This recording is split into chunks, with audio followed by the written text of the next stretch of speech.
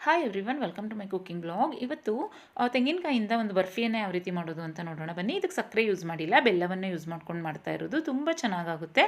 ಈಗ ಕಳ್ಸೋಕ್ಕೆಲ್ಲ ಕಾಯಿ ಯೂಸ್ ಮಾಡಿರ್ತೀವಿ ನೋಡಿ, ಅದರಲ್ಲಿ ಪಾಯಸ ಎಲ್ಲ ಮಾಡ್ಕೋತಾ ಇರ್ತೀವಿ. ಈ ಥರ ಒಂದೊಂದು ದಿನ ಬರ್ಫಿ ಮಾಡ್ಕೊಂಡ್ರು ಸಹ ತುಂಬ ಚೆನ್ನಾಗಾಗುತ್ತೆ.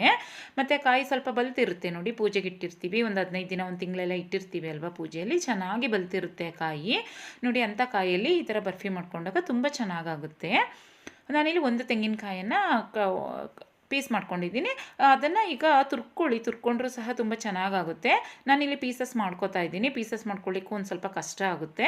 ತುರ್ಕೊಂಡ್ರೆ ಸ್ವಲ್ಪ ಬರ್ಫಿ ಮಾಡ್ಕೊಳ್ವಾಗೆಲ್ಲ ಅದು ರುಬ್ಲಿಕ್ಕೆ ಎಲ್ಲ ಈಸಿ ಆಗುತ್ತೆ. ಇದು ಪೀಸಸ್ ಮಾಡಿಕೊಂಡು ಮತ್ತೆ ಸಣ್ಣ ಪೀಸಸ್ ಮಾಡ್ಕೊಬೇಕಾಗುತ್ತೆ. ಯಾರು ತುರ್ಕೊಳ್ಳಲ್ಲ ನೋಡಿ ಅಂಥವರು ಈ ಥರ ಪೀಸಸ್ ಸಹ ಮಾಡ್ಕೊಂಡು ಸಹ ಮಾಡ್ಬೋದು. ನಾನು ಜಾಸ್ತಿ ಈ ಥರ ಪೀಸಸ್ ಮಾಡ್ಕೊಳ್ಳೋದ್ರಿಂದ ಪೀಸೇ ಮಾಡ್ಕೋತಾ ಇದ್ದೀನಿ. ಆದರೆ ಇದಕ್ಕೆ ತುರ್ಕೊಂಡ್ರೆ ತುಂಬ ಚೆಂದ ಅಂತ ಅನ್ನಿಸ್ತು. ಪೀಸ್ ಮಾಡ್ಕೊಳ್ಳೋದಕ್ಕಿಂತ ತುರ್ಕೊಳ್ಳಿ, ಚೆನ್ನಾಗಾಗುತ್ತೆ.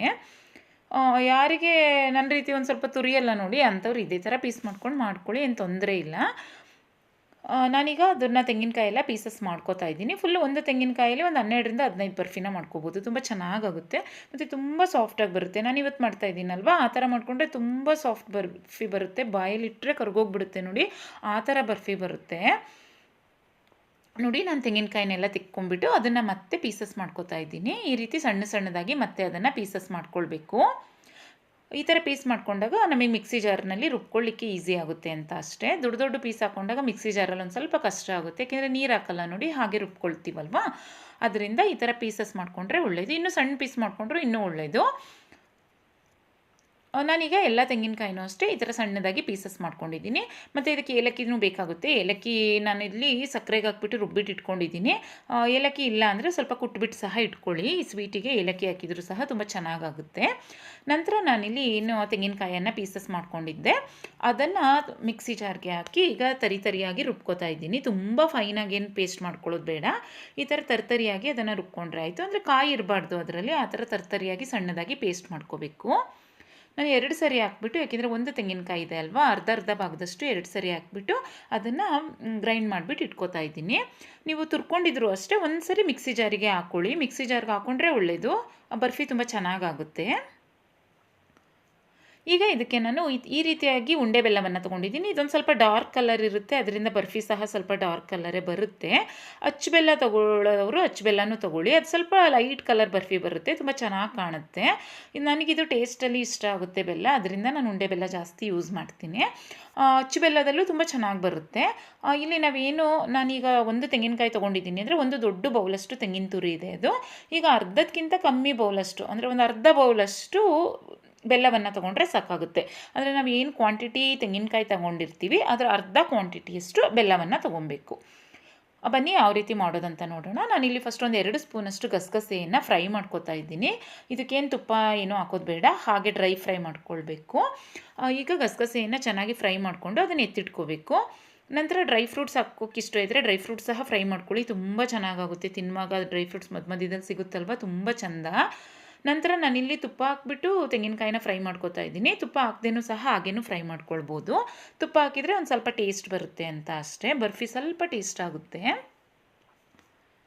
ಈಗ ಇದನ್ನು ಕೊಬ್ಬರಿ ತುರಿ ನೋಡಿ ಬರುತ್ತಲ್ವ, ಆ ಥರ ಚೆನ್ನಾಗಿ ಫ್ರೈ ಮಾಡ್ಕೋಬೇಕು. ಕೊಬ್ಬರಿ ತುರಿಯಲ್ಲೂ ಮಾಡ್ಬೋದು, ಹಸಿ ತೆಂಗಿನಕಾಯಲ್ಲೂ ಮಾಡ್ಬೋದು. ಏಕೆಂದರೆ ಪೂಜೆ ಎಲ್ಲ ಮಾಡಿದಾಗ ತೆಂಗಿನಕಾಯಿ ಇರುತ್ತೆ ನೋಡಿ, ಅದರಲ್ಲಿ ಈ ಥರ ಮಾಡಿಕೊಂಡ್ರೆ ಚೆನ್ನಾಗಾಗುತ್ತೆ ಅಂತ ಶೇರ್ ಮಾಡ್ತಾ ಇದ್ದೀನಿ ಅಷ್ಟೇ. ಕೊಬ್ಬರಿ ತುರಿಯಲ್ಲಿ ಮಾಡಿಕೊಂಡ್ರೆ ಇನ್ನೂ ತುಂಬ ಚೆನ್ನಾಗಿ ಬರುತ್ತೆ. ಮತ್ತು ಡೆಸಿಕೇಟೆಡ್ ಕೋಕೋನಟ್ ಪೌಡ್ರ್ ಬರುತ್ತೆ ನೋಡಿ, ಅದರಲ್ಲಂತೂ ತುಂಬ ಚೆನ್ನಾಗಿ ಬರುತ್ತೆ ಬರ್ಫಿ. ಈ ಥರ ಹಸಿ ತೆಂಗಿನಕಾಯಲ್ಲೂ ಸಹ ಮಾಡ್ಕೊಳ್ಬೋದು. ಈಗ ನೋಡಿ ಹಸಿ ತೆಂಗಿನಕಾಯಿನ ನಾನು ಒಂದು 10 ನಿಮಿಷ ಚೆನ್ನಾಗಿ ಫ್ರೈ ಮಾಡ್ಕೊಂಡಿದ್ದೀನಿ. ಮೀಡಿಯಮ್ ಟು ಲೋ ಫ್ಲೇಮ್, ತುಂಬ ಜೋರು ಫ್ಲೇಮಲ್ಲಿ ಅದನ್ನು ಫ್ರೈ ಮಾಡ್ಕೊಳ್ಬಾರ್ದು, ಕಡಿಮೆ ಉರಿಯಲ್ಲಿ ಚೆನ್ನಾಗಿ ಫ್ರೈ ಮಾಡ್ಕೊಳ್ಬೇಕು. ಈಗ ಸ್ವಲ್ಪ ಫ್ರೈ ಆದಮೇಲೆ ಅದಕ್ಕೆ ಅರ್ಧ ಬೌಲಷ್ಟು ಬೆಲ್ಲದ ತುರಿಯನ್ನು ಹಾಕೋಬೇಕು. ಬೆಲ್ಲನ ತುರಿದ್ಬಿಟ್ಟು ಹಾಕ್ಕೊಳ್ಳಿ, ಏನು ಪ್ರಾಬ್ಲಮ್ ಇಲ್ಲ. ಜಜ್ಜಿಬಿಟ್ಟು ಸಹ ಹಾಕೊಬೋದು, ಯಾವ ಥರನಾದರೂ ಹಾಕ್ಕೊಳ್ಬೋದು ಬೆಲ್ಲನ. ನಂತರ ಅದಕ್ಕೆ ಮತ್ತೆ 1 ಸ್ಪೂನಷ್ಟು ತುಪ್ಪವನ್ನು ಹಾಕ್ಕೊಂಡಿದ್ದೀನಿ, ಬೆಲ್ಲ ಸ್ವಲ್ಪ ಮೆಲ್ಟ್ ಆಗಲಿ ಅಂತ. ಬೆಲ್ಲ ಅದರಿಂದ ಏನು ಮೆಲ್ಟ್ ಆಗಲ್ಲ. ಈಗ ಚೆನ್ನಾಗಿ ಮಿಕ್ಸ್ ಮಾಡಿಕೊಂಡು ಈಗ ಇದಕ್ಕೆ ಒಂದು 2 ನಿಮಿಷ ಚೆನ್ನಾಗಿ ಫ್ರೈ ಮಾಡಿಕೊಂಡು ಈಗ ಇದಕ್ಕೆ ಹಾಲನ್ನು ಹಾಕ್ಕೋಬೇಕಾಗುತ್ತೆ. ಏಕೆಂದರೆ ಬೆಲ್ಲ ಸ್ವಲ್ಪ ಕರಗಬೇಕಲ್ವಾ, ಹಾಗೆ ಬೆಲ್ಲ ಕರಗೋದಿಲ್ಲ. ಅದಕ್ಕೆ ನಾನಿಲ್ಲಿ 1 ಗ್ಲಾಸಷ್ಟು ಹಾಲನ್ನು ಯೂಸ್ ಮಾಡ್ಕೋತಾ ಇದ್ದೀನಿ ಬರ್ಫಿಯನ್ನು ಮಾಡಲಿಕ್ಕೆ. ಹಾಲು ಇಷ್ಟ ಇಲ್ಲ ಅಂದವರು 1 ಗ್ಲಾಸ್ ಬಿಸಿ ನೀರಲ್ಲೂ ಸಹ ಇದನ್ನು ಮಾಡ್ಕೋಬೋದು. ಆದರೆ ಹಾಲು ಹಾಕಿದ್ರೆ ಸ್ವಲ್ಪ ಟೇಸ್ಟ್ ಚೆನ್ನಾಗಿ ಬರುತ್ತೆ. ಮತ್ತು ಒಂದು 4 ದಿನ 5 ದಿನ ಹೊರಗಡೆ ಇಟ್ಟರೂ ಏನು ಹಾಳಾಗೋದಿಲ್ಲ ಬರ್ಫಿ ಇದು. ನೋಡಿ ಈಗ ನಾನು ಚೆನ್ನಾಗಿ ಬೆಲ್ಲ ಹಾಕಿದ್ಮೇಲೆ ಒಂದು 5 ನಿಮಿಷ ಫ್ರೈ ಮಾಡ್ಕೊಂಡಿದ್ದೀನಿ. ಈಗ ಮತ್ತೆ 1 ಸ್ಪೂನಷ್ಟು ತುಪ್ಪ ಹಾಕೋತಾ ಇದ್ದೀನಿ. ಟೇಸ್ಟಿಗೋಸ್ಕರ ಹಾಕೋತಾ ಇದ್ದೀನಿ ಅಷ್ಟೇ. ನಾನು ಇದಕ್ಕೆ 1 ಸ್ಪೂನ್ ತುಪ್ಪ ಹಾಕ್ದೇನೂ ಸಹ ಮಾಡ್ಬೋದು. ಈಗ ನೋಡಿ ಇಲ್ಲಿ ನಾನು ದೊಡ್ಡ ಗ್ಲಾಸಲ್ಲಿ 1 ಗ್ಲಾಸಷ್ಟು ಹಾಲನ್ನು ಯೂಸ್ ಮಾಡ್ಕೋತಾ ಇದ್ದೀನಿ. ಫಸ್ಟ್ ಈಗ ಅರ್ಧ ಗ್ಲಾಸ್ ಹಾಲನ್ನು ಹಾಕಿದ್ದೀನಿ. ಈಗ ಹಾಲನ್ನು ಹಾಕಿದ್ಮೇಲೂ ಅಷ್ಟೇ ಅದನ್ನು ಚೆನ್ನಾಗಿ ಮಿಕ್ಸ್ ಮಾಡ್ಕೋಬೇಕು. ಈಗ ನೋಡಿ ಅದನ್ನು ಚೆನ್ನಾಗಿ ಮಿಕ್ಸ್ ಮಾಡ್ಕೋತಾ ಇದ್ದೀನಿ. ಈಗ ಮತ್ತೆ ಇದಕ್ಕೆ ಇನ್ನೂ ಅರ್ಧ ಗ್ಲಾಸಷ್ಟು ಹಾಲನ್ನು ಸೇರಿಸ್ಕೊತಾ ಇದ್ದೀನಿ. ಅಂದರೆ 1 ಗ್ಲಾಸಷ್ಟು ಹಾಲನ್ನು ಸೇರಿಸ್ಕೋಬೇಕು. ಏಕೆಂದರೆ ಅದು ಬೆಲ್ಲ ಕರಗಿಬಿಟ್ಟು ಒಂದು ಸ್ವಲ್ಪ ಅದು ಅಂಟಬೇಕಲ್ವ, ಅದರಿಂದ ಮತ್ತು ಬರ್ಫಿ ಸೆಟ್ ಆಗಬೇಕಲ್ವ, ಅದರಿಂದ ಹಾಲಾದರೂ ಹಾಕ್ಕೊಳ್ಬೋದು, ಇಲ್ಲಾಂದರೆ ನೀರಾದರೂ ಹಾಕ್ಕೊಳ್ಬೋದು. ನೋಡಿ ಈ ಥರ ಸೆಟ್ ಆಗ್ತಾ ಬರುತ್ತೆ. ಅದರಿಂದ 1 ಗ್ಲಾಸಷ್ಟು ಹಾಲನ್ನು ಯೂಸ್ ಮಾಡ್ಕೋಬೇಕಾಗುತ್ತೆ. ಇಲ್ಲಾಂದರೆ 1 ಗ್ಲಾಸ್ ಬಿಸಿ ನೀರು ಹಾಕಿದ್ರೂ ಸಹ ತುಂಬ ಚೆನ್ನಾಗಿ ಬರುತ್ತೆ.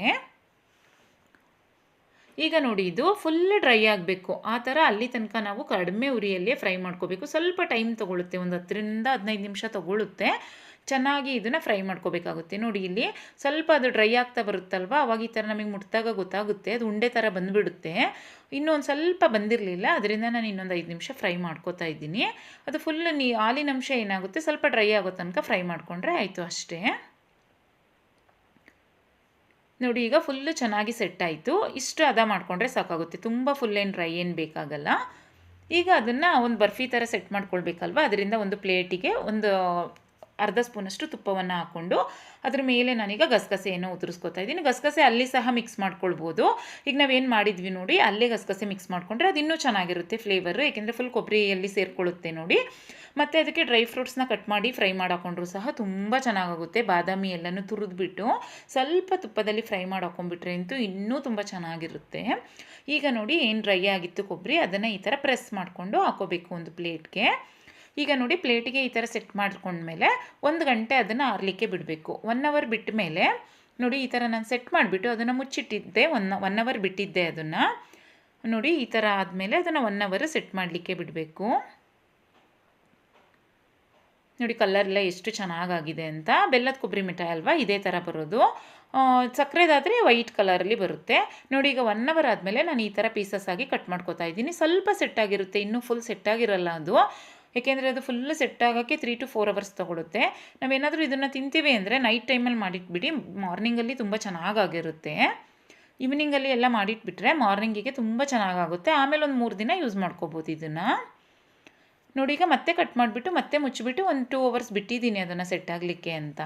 ನಾನಿದು ಆಫ್ಟರ್ನೂನ್ ಮಾಡಿದ್ದೆ, ರಾತ್ರಿ ನೈಟಿಗೆ ಸ್ವಲ್ಪ ಸೆಟ್ ಆಗಿತ್ತು. ಇದು ನೋಡಿ ಈಗ ನೈಟಿಗೆ ತೆಗೆದುಬಿಟ್ಟು ತೋರಿಸ್ತಾ ಇದ್ದೀನಿ.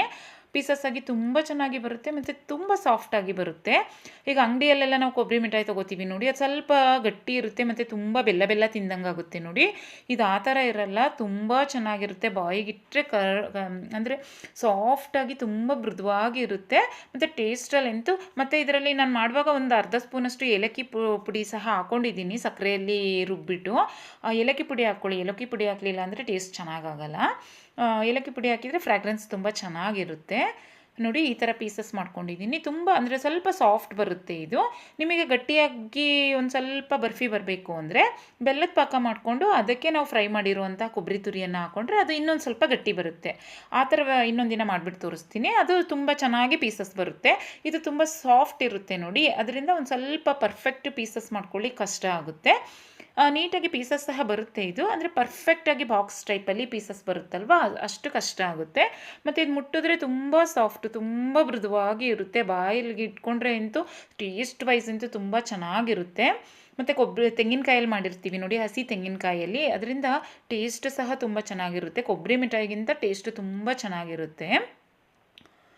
ರೆಸಿಪಿ ಇಷ್ಟ ಆದರೆ ನೀವು ಟ್ರೈ ಮಾಡಿ, ಬೇರೆಯವ್ರಿಗೂ ಶೇರ್ ಮಾಡಿ, ಹಾಗೆ ಚಾನಲ್ನ ಸಬ್ಸ್ಕ್ರೈಬ್ ಮಾಡ್ಕೊಳ್ಳಿ. Thanks for watching. ಬಾಯ್.